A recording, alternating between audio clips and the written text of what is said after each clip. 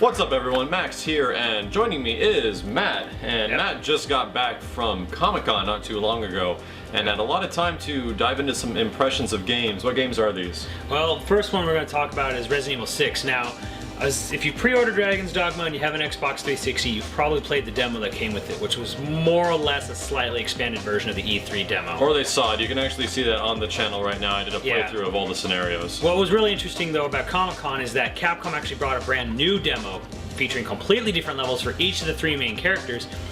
But the most important part of this is that they took feedback from the demo from E3 and the ones you guys have been playing and have actually already improved a lot of the stuff that was, you know, a little bit off or awkward or wrong with it. Yeah, and this was the thing. I actually made a quick video after the playthrough of Resident Evil 6, the good and the bad, and essentially complaining about a lot of these things. So, like, the camera's an issue, the controls feel a little bit out of whack, and I forget what the other one was, but there's a few other big complaints of mine. Yeah. And so, first of all, the first thing that got fixed that I noticed was the camera. It's basically been pulled back.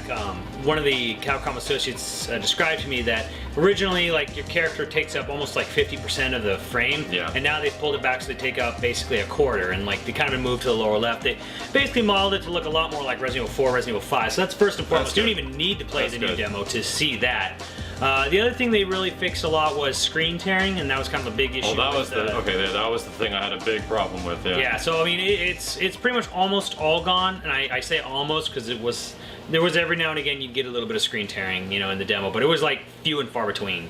So that's the main thing there. But so after seeing all this stuff, like, we were a little worried about Resident Evil 6 at E3. Like, to be honest, I was like, I don't know if this game even is as good as 5 was. Yeah. But after Comic-Con, you feeling a bit better? I am feeling a bit better. I'm not quite feeling that it's like Resident Evil 4 levels, but that's kind of an unrealistic bar to have. Because I think we'll agree, Resident Evil 4 is one of the, if not the greatest game ever made. Yeah. So yeah, it's pretty much right up there. So.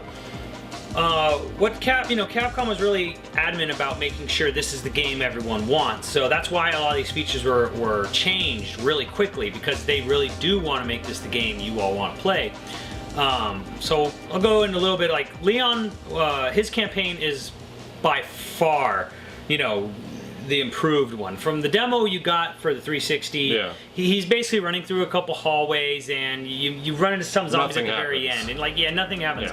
So the demo was much longer for Leon at Comic-Con, and you're basically trying to, with Helena, escape a college campus in Tall Oaks, and there are all kinds of zombies everywhere. You run into a lot of situations that mimic the house segment from Resident Evil 4 a lot. Oh, that's kind of cool. You'll go into like one thing is you go into this courtyard campus. There's like a few zombies out there, and you get to the gate on the other end, and the gate's locked. So you have to go find the security key, which is in like one of the offices, like the main administration offices.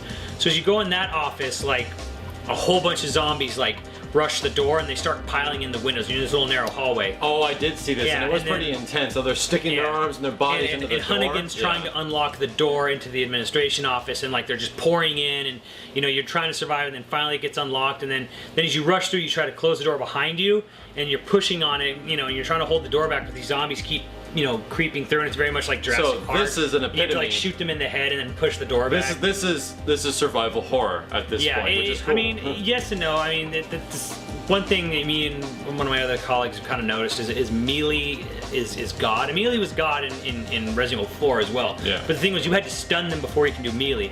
Resident Evil 6 allows you to do melee attacks on the fly anytime with the R so trigger. You can just chop dudes up and they just take it. I mean, it basically helps because you can run up, you can stun, like kick a zombie in the face, or like do like, you know, a 3-hit combo with Leon. Okay. And it really does help, unless you're really getting swarmed. So, you know, you had a lot of that, and then after you get the key card and you get, like, you know, zombies come into the offices as you're trying to make your way back. And then there's this great moment where you're running off campus and you run, and there's all these zombies, and I was trying to kill them all at first, and I'm like, man, there's just too many, and they keep coming.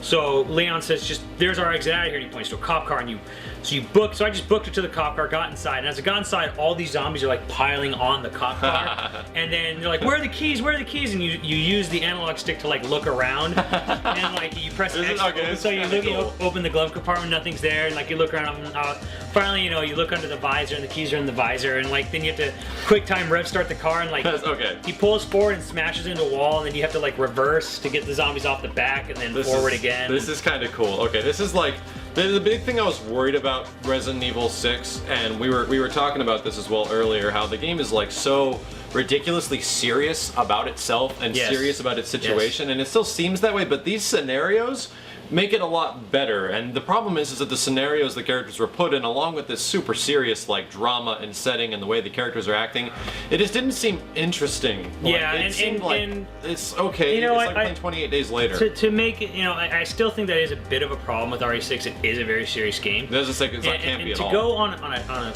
little off topic here, I also was in the Resident Evil Damnation panel, where not only did we see the trailer, which you can view online now, but we were shown 7 minutes of the opening of the film, and immediately right there, Leon is just busting out the one-liners like almost constantly. In fact, one fan was even asking, why is there so much cheesy lines? And I pretty much yelled at her right at the panel in front of everyone, and everyone was on my side too.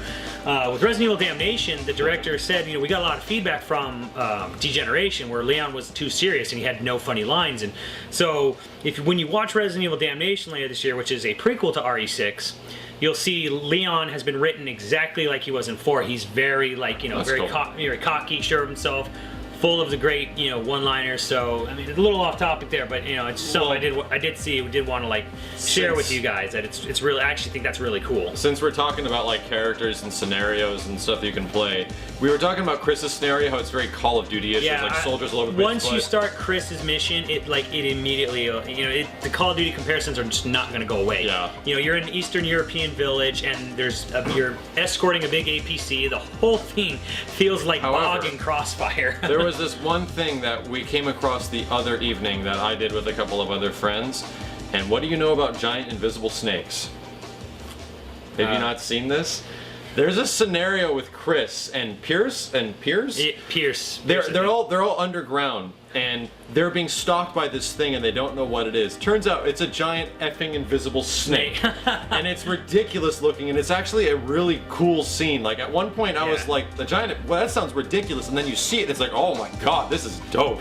Well, it's neat looking. Well, don't get me wrong. I mean, it isn't just like Call of Duty, because it starts off like Call of Duty, and then there's big giant like dopey-looking zombie comes terrorizing through town, like this big King Kong-sized thing. And breaking up the buildings, and you have to like shoot him down, shoot the big like, you know, zit on his back, and you know, you do all, and then like Chris runs on his back and pulls out a big like, you know, meat spike and stabs it into him. So it gets, you know, it is Call of Duty. That's Resident Evil 5 setting, right there. But it's still got these weird, bizarre looking biohazard creatures. So I mean, the other thing with Chris you gotta understand is that yes, Chris is the action oriented. You are going to be going into like the big, thick of things combat with Chris, and it's very good. Like Leon is very traditional Resident Evil, or at least Resident Evil 4, Resident Evil Revelations, traditional Resident Evil, and Chris is very much taking what 5 did and amping it up.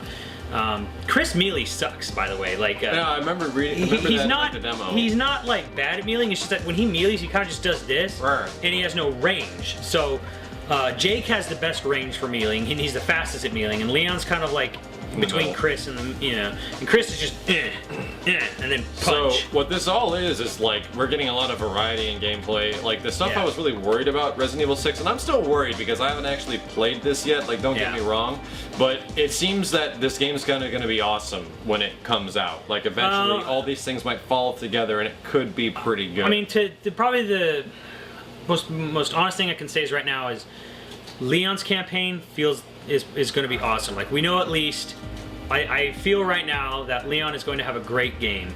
I think Jake will be interesting, but I'm not sure how it'll pan out in the end. And Chris, I think Chris will be fun, but Chris, because of the nature of how just crazy actiony it is, it almost feels like a bonus you unlock, like a mercenaries like mode, or just like he's an extra like action mode. Story. Yeah, Chris almost feels like an expanded version of one of the action bonus games you usually unlock in a Resident Evil game. And right now, Leon's feels the most traditional and the most like Resident Evil, and then Jake's kind of like very unique. And I'm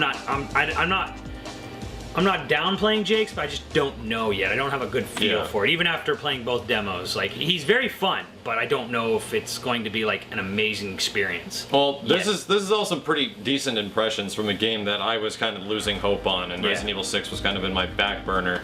So if you guys enjoyed this topic of conversation, please leave a thumbs up below. If you have any concerns for Resident Evil 6 that might be really bugging you, as much of a lot of you guys, I think I said in the previous video that Resident Evil kind of now has become a game where the core of the game is for you to shoot zombies with guns. Like, that is what it is now. Like, Resident Evil back in the day was to solve puzzles and stay alive and resource management and all this stuff, you know? Now, like, the core of the game is to shoot stuff with guns. Like, and we'll see how much that applies in this game, but nonetheless, if you guys enjoyed the video, once again, leave a thumbs up. We're going to be tackling more of these Resident Evil issues and gameplay segments, and we'll be looking a lot more at the game when it comes out, because we have a Resident Evil expert here and a guy who really likes playing action games, and we'll definitely be giving this a co-op run-through as soon as it comes out. So take care, folks. We'll be back with some more Comic-Con impressions and other games.